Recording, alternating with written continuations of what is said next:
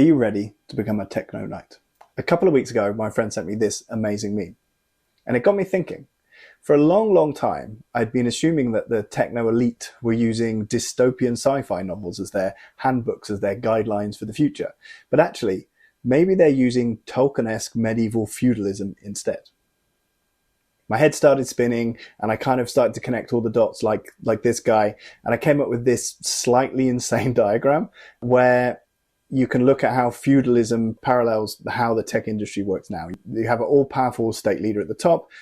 Then you have nobles who control the assets, the land of the country that they then use knights to manage and get the value out of. And then you have the normal people, the proletariat at the bottom, who are providing and working and giving the income to the knights and then taxing all the way up the tree.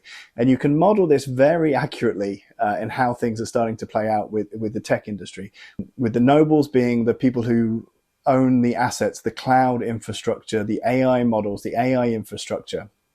And then you have the knights underneath are the startup entrepreneurs, the companies running startups, the ones using those assets to control or manipulate or gain money from the proletariat, the common people underneath.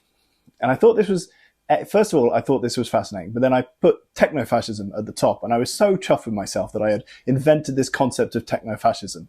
And then I went to Google and found out that actually two other people have released books in 2020 and 2023 entitled Techno-feudalism. However, that is by the by. The concept is very, very interesting, and it's a very good way to model how things are playing out in the tech industry. And then it got me really thinking. And this is where I think is something that's really, really interesting in this model. And actually, although it looks fairly miserable and dystopian, I think there's something quite interesting in it. And it's this knights class that sits just below the techno-fascist leaders in the top of this model, because that is the area that's really up for disruption. I think the technology that is being provided and AI tools and things that are really enhancing the way that people can move forward really allows people to elevate themselves into this knights class very easily. And it really is going to disrupt how things go forward.